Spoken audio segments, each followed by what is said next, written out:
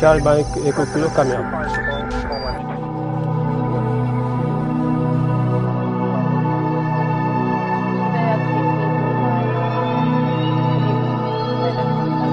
Ils sont des travailleurs de l'ombre. Leurs compétences, la concentration, l'analyse, le sang-froid et la précision. Pour eux, l'altitude, l'azimut et la direction du vent ont une importance capitale. Ils pratiquent une langue connue uniquement des initiés. Senegal 103 Dakar, descent Flano 40, report in contact with Ziguinchor 108.7.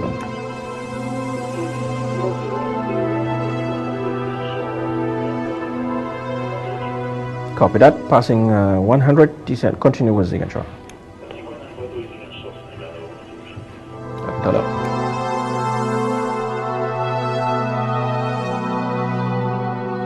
Ce sont les aiguilleurs du ciel, leur mission assurée 24 heures sur 24 et pendant tous les jours de l'an, l'écoulement sûr et ordonné du trafic aérien sur les aéroports au-delà de l'espace géré par le Sénégal. Gestion des déplacements sur le tarmac, décollage, atterrissage et trajectoire. En d'autres termes, les contrôleurs aériens ou aiguilleurs du ciel sont un peu les chefs d'orchestre de l'espace aérien. Ils doivent maintenir des séparations minimales entre les avions dont ils ont la charge. Pour cela, ils surveillent l'espace aérien à l'aide de radars et guident les avions en donnant par radio les instructions nécessaires aux pilotes telles que les données météorologiques ou l'état du trafic. And standby circle check Charlie Mike Echo Kilo.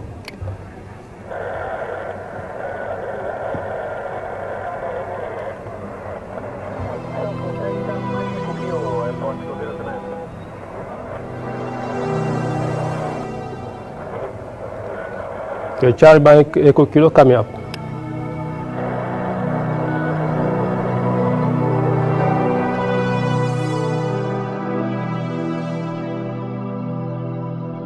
Pour le sens commun, un pilote peut faire voler librement son avion dans l'espace sans l'aide de personne. Mais les acteurs du trafic aérien, quant à eux, savent que l'espace est organisé. Il existe bel et bien des routes que seuls les aiguilleurs du ciel peuvent voir à travers leurs écrans. Les lignes en rouge, c'est les arrivées.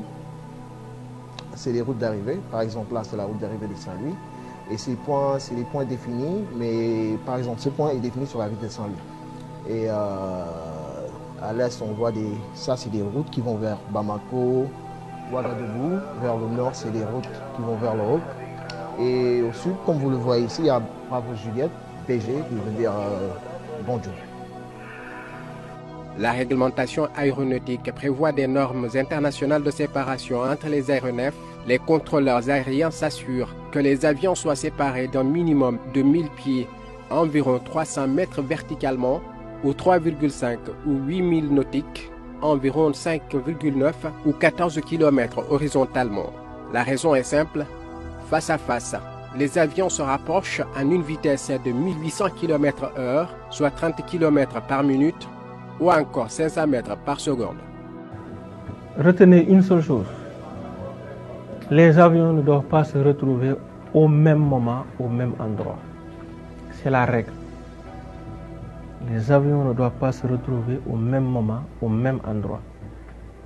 Les avions doivent être séparés des obstacles, de tout obstacle, aussi bien au sol, des antennes, je ne sais pas moi, des trucs qui doivent pouvoir les gêner, même les oiseaux. Tu accordes Portugal.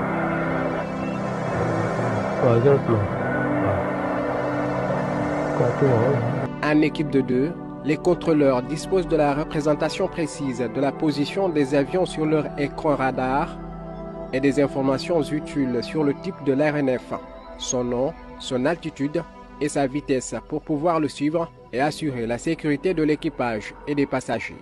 Le prochain point qu'il va survoler, c'est Sagma, et l'heure à laquelle il l'estime, à 20h, à 20h31, n'est-ce pas? Sa vitesse, n'est-ce pas? La vitesse sol, la vitesse croisière, la vitesse sol, qu'on appelle Grand Speed, et pas mal d'autres informations. Estimé par exemple point de sortie, point d'entrée, commode, son niveau de vol. Tout ça dans le même message. Sa déviation par rapport à la route, aéronautique, c'est négligeable, c'est rien. Les contrôleurs aériens ont une lourde responsabilité à chaque instant. Ils ont entre leurs mains des dizaines, des centaines, des milliers de vies. Ibaya 3329, good evening, radar contact. Jet just to Madrid, level 350, passing 3,000 feet right on direct to Nefti. Madrid 350, passing 3,000 direct to Nefti, may we maintain high speed? Speed at pilot discretion. Thank you.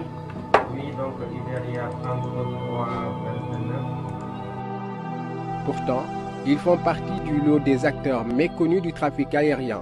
Mariam Souadadia est l'une des rares femmes qui évolue dans ce secteur peu connu de l'aéronautique. Le contrôleur aérien est l'un des métiers les plus stressants au monde.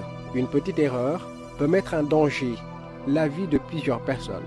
Si vous laissez votre stress vous dominer, vous pourrez faire une erreur qui peut être fatale à des vies humaines. Donc, vous êtes obligé de prendre sur vous-même pour pouvoir gérer ce stress-là. Et même dans votre formation, il nous est imposé de pouvoir gérer ce stress-là.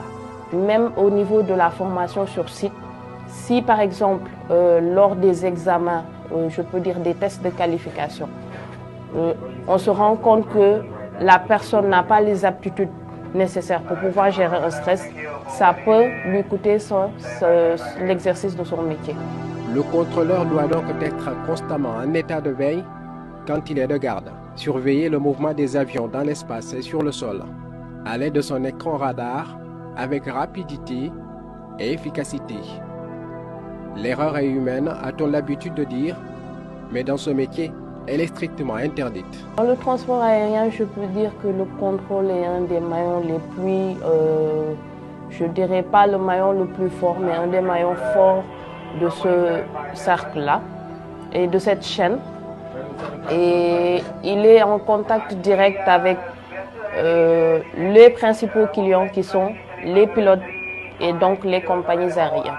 Donc je peux dire que nous sommes à peu près la vitrine de l'aviation civile en matière de sécurité, en matière de contact direct, de prestation de services qui est offert aux compagnies, donc la sécurité de leur vol. Ils sont un peu plus de 80 contrôleurs aériens au Sénégal, recrutés par l'Agence pour la sécurité de la navigation aérienne en Afrique et à Madagascar, ASECNA, créée en 1959. Tous sont diplômés en navigation civile, dont la plupart sont sortis de l'école africaine de météorologie et de navigation civile de Niamey au Niger. Le HAMAC est l'une des 3 écoles interétats de l'ASECNA, créée en 1963, et il est placé sous la tutelle de la Direction des ressources humaines au siège de l'agence à Dakar. Pour communiquer avec tous les pilotes du monde, le contrôleur doit avoir un excellent niveau en anglais, maîtriser aussi le vocabulaire aéronautique. Il y a 3 principaux entités, 3 principaux unités qu'il doit nécessairement remplir.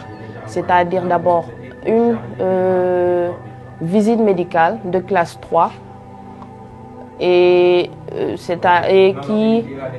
qui est d'abord soumis à une bonne écoute, une bonne vision et un bon état de santé général. Donc vous avez déjà ce volet médical-là. Vous avez le volet langue qui est principalement un niveau 4 en anglais. Et le volet compétences, c'est-à-dire le contrôleur est soumis à une vérification de ses compétences annuellement au niveau de sa cellule. Donc ces compétences sont vérifiées annuellement et c'est ces 3 volets-là qui nous permettent d'avoir une licence et c'est cette licence-là qui permet à tout contrôleur aérien d'exercer son métier. Le métier du contrôleur devient de plus en plus difficile dans le monde entier. On compte chaque jour plus de 90 000 vols, c'est-à-dire qu'à chaque instant, plus de 500 000 personnes au moins voyagent dans les airs. Près de 300 000 appareils traversent quotidiennement l'espace aérien sénégalais qui couvre la terre et l'océan. L'équipe en service doit simultanément gérer plus d'une vingtaine d'avions. avant même d'allumer ses moteurs, ce qu'on appelle la mise en route, le pilote est soumis à une autorisation du contrôleur. Donc, à plus forte raison, pour pouvoir décoller, il a besoin d'une autorisation de décollage. Donc, toutes les manœuvres du pilote, de l'allumage des moteurs jusqu'à l'extinction des moteurs, est soumis à une clairance du contrôleur. S'il le fait sans instruction, ça devient, je peux dire, une entrave au règlement de l'aviation civile. Au Centre régional de la navigation aérienne Serena, les contrôleurs guident les avions dans le ciel. Au fur et à mesure que les avions pénètrent dans leur zone, ils prennent le relais des contrôleurs des régions d'information de vol limitrophes et notent les données concernant chaque appareil sur des bandelettes orange. Si l'avion va atterrir, ils assurent la coordination avec leurs collègues qui sont à la tour de contrôle de l'aéroport international Blaise Diagne.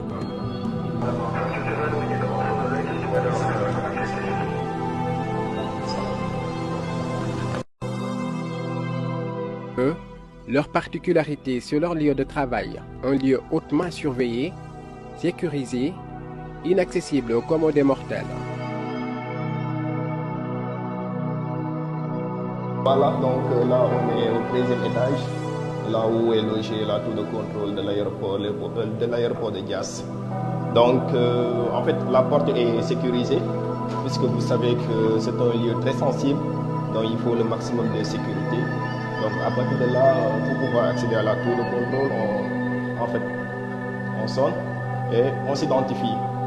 Donc c'est à partir de cette identification qu'on peut être autorisé à monter ou non. Voilà, donc là, voilà effectivement. Là, on va refermer la porte, oui, qui sera verrouillée dès que...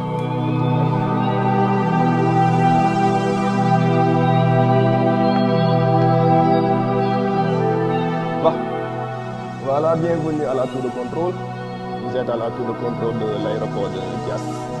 Un bâtiment à 13 étages et la vigie est logée au 13e étage. Donc à partir de là sont coordonnés tous les mouvements d'aéronefs, aussi bien les décollages que les atterrissages, ainsi que les survols à une basse altitude. Donc comme vous pouvez le voir, c'est un bâtiment imposant, impressionnant.